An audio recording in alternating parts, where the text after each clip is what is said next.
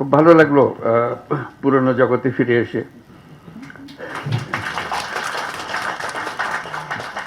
পুরনো লোকজনকে দেখে আরো ভালো লাগলো। অনেক পুরনো কথা মনে পড়লো। এমআরের জন্ম কাহিনী মনে পড়লো, কোথা থেকে আসলো, কিভাবে আসলো, এবং সময়টাও খুব অ্যাপ্রোপ্রিয়েট, উপযুক্ত সময়, যে সময় আমরা এখানে আজকে একত্র হয়েছি।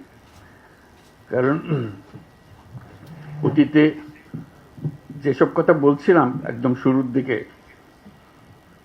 অনেকটা ঠাট্টা মস্কারি মতো করেই বলছিলাম, কিন্তু সিরিয়াসলি তার পেছনে মিন করছিলাম। আমরা যখন গ্রামীণ ব্যাংক করলাম, আপত্তি উঠলো এটাকে ব্যাংক বলা যাবে কিনা, গরিব মানুষকে টাকা দেওয়া এটাকে ব্যাংক হলো নাকি, একটা ব্যাংকের অপমান করছেন আপনি, এটা একটা বড় ইস্যু হয়ে গেল। আমি বারে বারে জিজ্ঞেস করলাম, ব্যাংক বলতে আপনারা বুঝেনটা কি, সেটা আমাকে বলেন। ওটা আর বলেন। তা বললাম যে এটাই হলো, আমরা যেটা করছি এটাই হলো প্রকৃত ব্যাংক। আপনারা যেটা করছেন এটা নিছক লোক দেখানো ব্যাংক। তো এটার ব্যাখ্যা চাইলো সবাই, এখানেও আমি বলছি যে এটাই আমাদেরটাই প্রকৃত ব্যাংক, তোমাদেরটা লোক দেখানো ব্যাংক, যেটাকে তোমরা ব্যাংক বলছো। তা আমি ব্যাখ্যা দিলাম, বললাম যে ব্যাংক শব্দটার উৎপত্তি হয়েছে একটা শব্দ থেকে, যেটা হলো অর্থ হলো ট্রাস্ট, ডিপেন্ড করা। তোমরা সেটা বানিয়েছো ডিস্ট্রাস্টের ভিত্তিতে, অবিশ্বাসের ভিত্তিতে। কারণ তোমার কাছ থেকে টাকা নিতে হলে তুমি কেন জামানত চাও, যে ধরে নেব যে তুমি টাকা নিয়ে পালিয়ে যাবে, সেজন্য আগে শক্ত করে তোমাকে বেঁধে নিই, জামানত দাও, জমা করো, তারপরে তোমার হাতে টাকা দেবো এবং তোমার উপর নজর রাখবো। কাজে তোমার যে শুরু, যে শব্দ থেকে ব্যাংকিং সিস্টেমের অভ্যুত্থান হলো, সেটার থেকে তুমি বিচ্যুত হয়ে গেছো। আমাদেরটা হলো আসল ব্যাংক, যেটা মানুষের বিশ্বাসের উপর ভিত্তি করে আছে, কারণ এখানে কোনো জামানত নাই। এটা জামানতবিহীন ব্যাংক। আমরা মানুষকে টাকা দিই বিশ্বাসের ভিত্তিতে, তার মাঝখানে আর কিছু নাই। তো বলে যে না, এটাকে হয় নাকি, এরকম বিশ্বাসের ভিত্তিতে আপনি অল্প অল্প টাকা দিতে পারবেন, বড় বড় টাকা দিতে পারবেন? আমি যে পারবো, কোনো অসুবিধা হচ্ছে না তোমাদের। এটা একদম প্রথম দিকের কথা। এরপরে তো অনেক কিছু হয়ে গেল, বড় টাকা, কত বড় টাকা চান, সেখানেও কোনো জামানতের কোনো বিষয় নেই। এত যে পরিসংখ্যান দেখছেন, এগুলো সব জামানতবিহীন ঋণ। এটা মজার কথা হলো, ঠিক এমন সময় আমরা আলাপ করছি ভাগ্যের পরিহাস। যেমন জামানতওয়ালা ব্যাংক, যারা প্রকৃত ব্যাংক বিচার করতো, বলতো, তারা আজকে হাওয়া,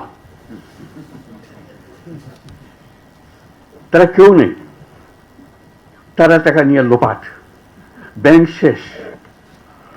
আর মাইক্রো ক্রেডিট পরিসংখ্যান আপনারা দেখতেছেন, পয়সা কেউ মারে নাই, কেউ পালিয়ে যায় নাই, সেগুলো প্রতিটি পয়সা আছে, তাদের জমা টাকা আছে, তাদের নিজেদের কাজ চলছে এবং নিজেদের টাকায় নিজেরা চলছে।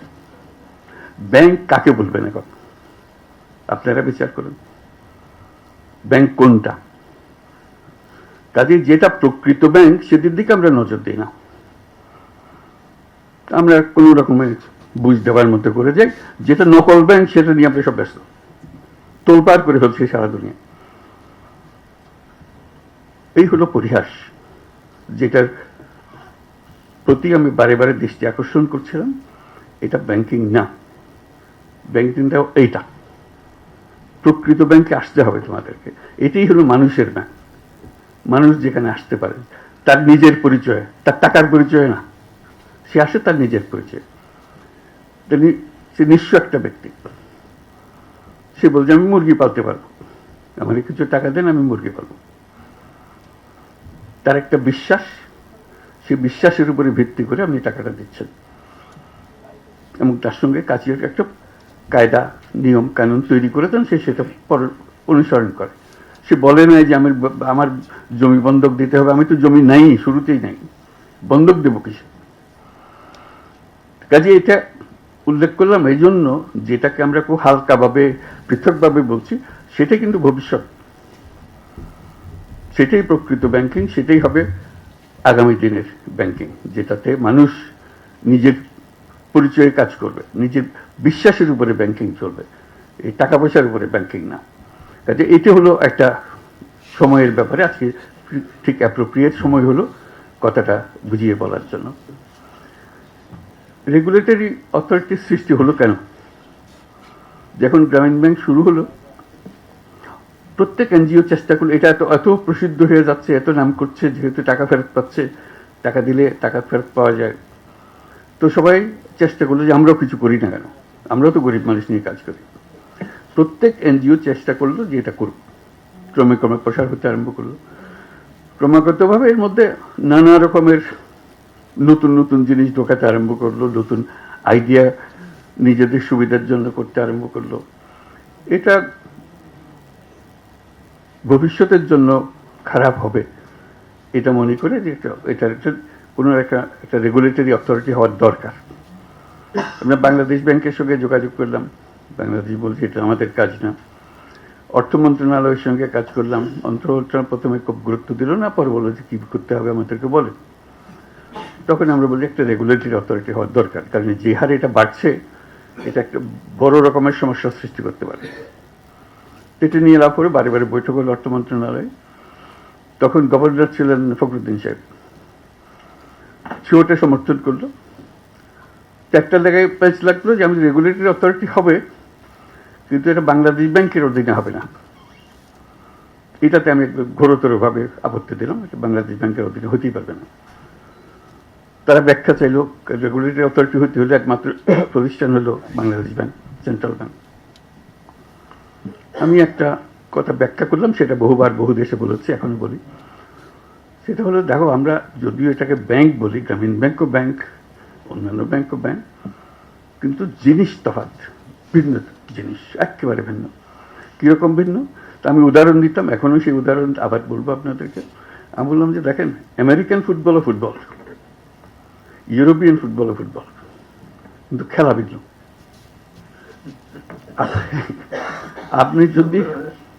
আপনি যদি ইউরোপিয়ান ফুটবলের রেফারিকে নিয়ে আমেরিকান ফুটবল চালাতে চান, ইট উইল বি ডিজাস্টার, পাগল হয়ে যাবে সবাই।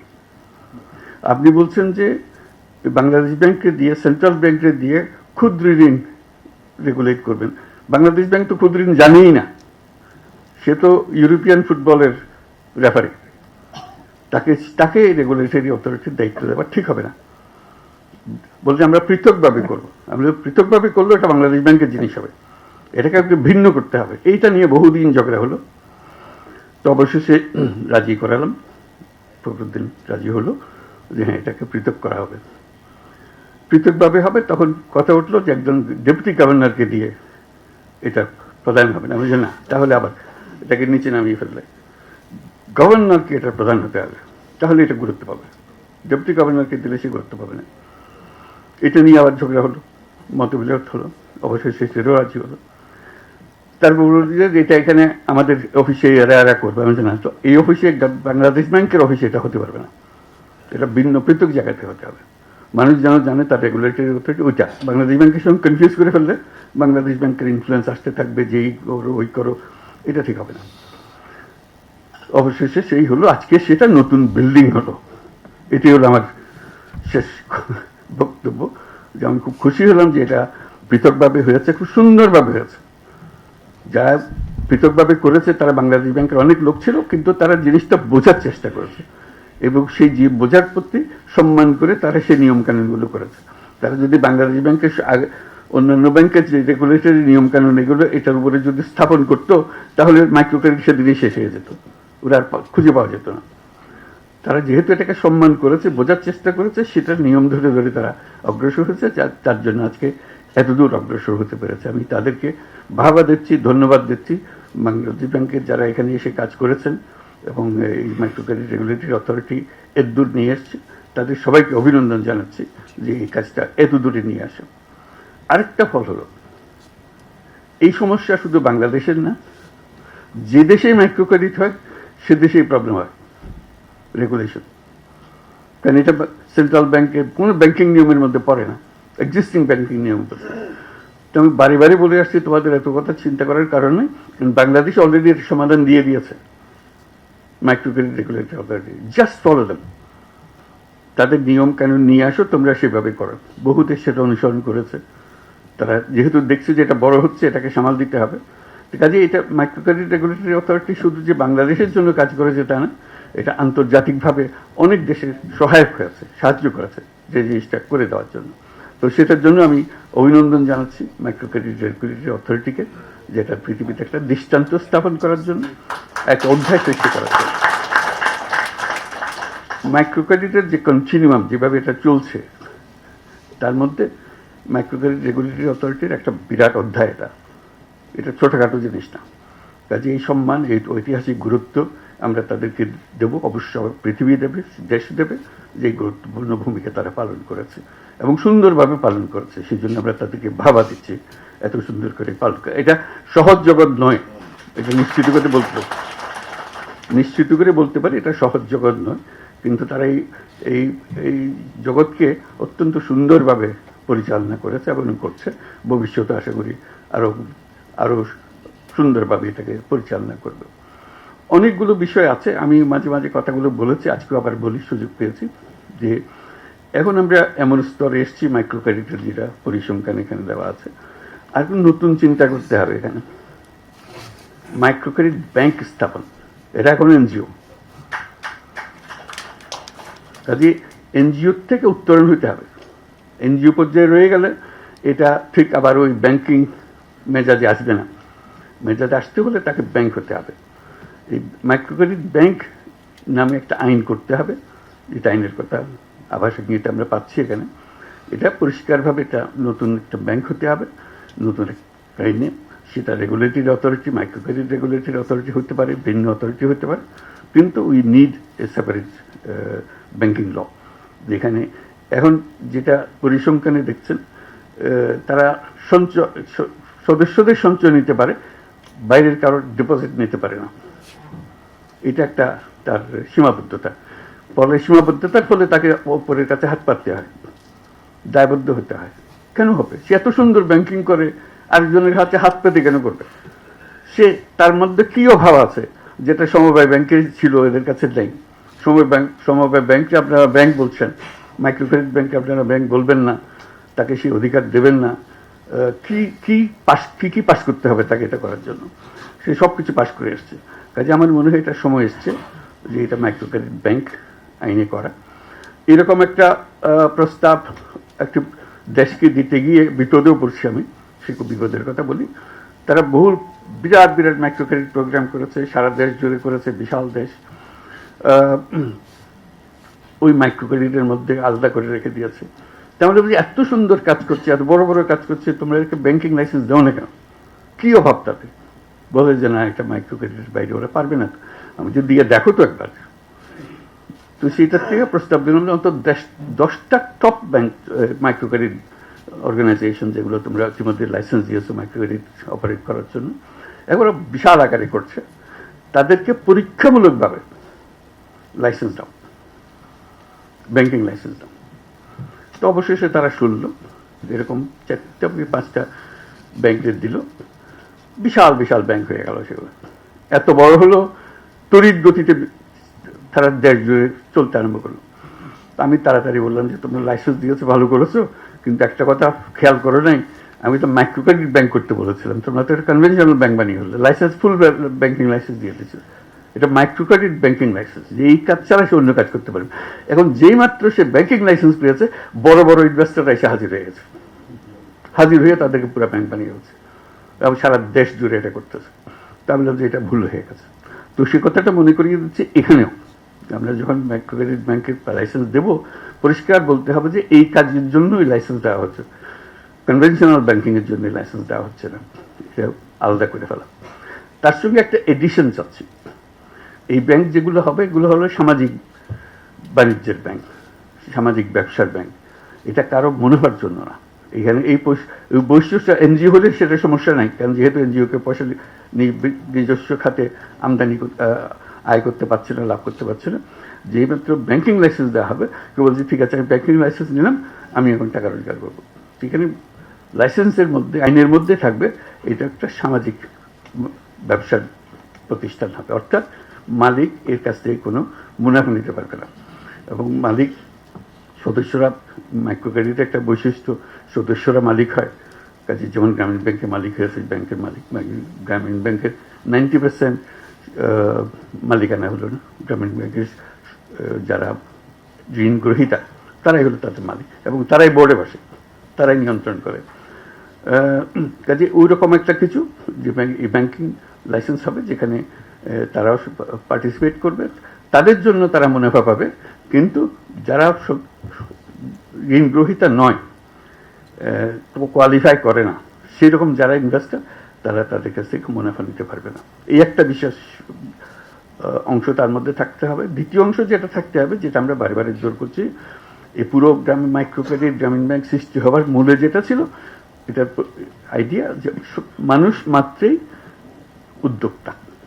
এটি হলো অন্যান্য জিনিসের থেকে যে আমরা পৃথক করলাম। মানুষ মাত্রই উদ্যোক্তা, সে চাকরি চাইবে না, নিজে উদ্যোক্তা হবে। এই উদ্যোক্তা হওয়ার জন্য তাকে আমরা হাতে সরঞ্জাম তুলে দিচ্ছি, যে কারণে সে উদ্যোক্তা হতে পারবে। এখন আমরা তরুণদের, তাদের পরিবারের সদস্য, তাদের ছেলে মেয়ে যারা আছে, যারা চাকরি সন্ধানে বয়স হতে হতে সবাই বলে চাকরি খোঁজো, এটা আর বলবে না, যেহেতু মাইক্রো ক্রেডিট ব্যাংক আছে। যে কোনো ছেলে, যে কোনো মেয়ে মাইক্রো ক্রেডিট ব্যাংকের কাছ থেকে বিনিয়োগ পাবে। যে সমস্ত টাকা সে যে টাকার ইনভেস্ট করতে চায়, সেই ইনভেস্টমেন্টের টাকা ব্যাংক থেকে আসবে, বিনিয়োগ হিসেবে আসবে। ইনভেস্টমেন্ট যেটা হয় ভেঞ্চার ক্যাপিটাল জাতীয়, ভেঞ্চার ক্যাপিটাল, এগুলোরও নমুনা আমরা সৃষ্টি করেছি, দেশে বহু আছে। এটা হলো যে বিনিয়োগ করছে, তার কাজ হলো তাকে তার কাছ থেকে লাভ নেওয়া না, ক্রমে তাকে সুযোগ দেওয়া, যে বিনিয়োগের যে টাকা দিয়েছে সেই টাকাটা আস্তে আস্তে শোধ করে দিলে তাহলে সে পুরোপুরি মালিকানাটা পুরো হয়েছে। প্রথম দিকে সে যদি 90% মালিকানা যে বিনিয়োগ করেছে তার হয়, তার সঙ্গে শর্ত হবে যে তুমি রোজগার করে করে আমার থেকে শেয়ারগুলো কিনে নিয়ে যাবে, আমি তোমার ব্যবসা নিয়ন্ত্রণ করতে চাচ্ছি না, এটা আমার কাজ না, আমার কাজ হলো তোমাকে উপরে ওঠানো। এরকম হাজারে হাজারে তরুণ এখন সেই কাজে আছে, তারা করছে এবং ক্রমশ সম্প্রসারিত হচ্ছে। সেটা এই ব্যাংকের নজরে নিয়ে আসা। এই ইনভেস্টমেন্ট, যদি ইনভেস্টমেন্টের টাকা পায় তাহলে কোনো তরুণ আর চাকরির সন্ধানে যাবে না, যাওয়ার কোনো দরকারও নাই। তার কাছে বহু বুদ্ধি, বহু জিনিস সে করতে পারে, যেটা আগে গরিব মানুষ কেমনে টাকা শোধ দেবে, 500 টাকা লোন নিলে সে শোধ কেমনে দেবে, এটা বিরাট গবেষণার বিষয় ছিল, সমস্যার বিষয় ছিল। এখনো মনে হয় যে এই ছেলে মেয়ে তাদেরকে টাকা দিলে তারা কি সত্যি সত্যি ব্যবসা করে টাকা ফেরত দিতে পারবে, ওই সন্দেহ আবার আসছে।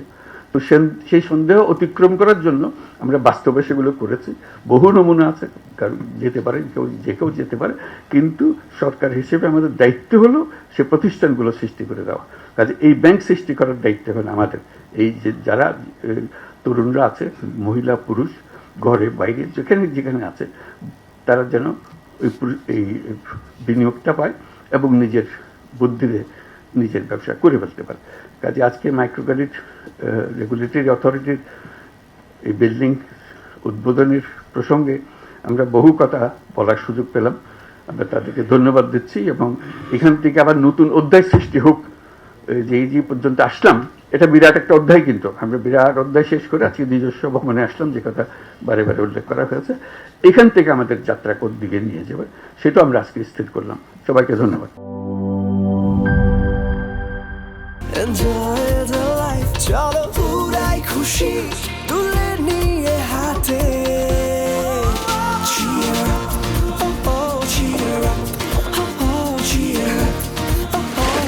চিল হবে রিফ্রেশিং মুডে। চিয়ার আপ, চলো উড়াই খুশি।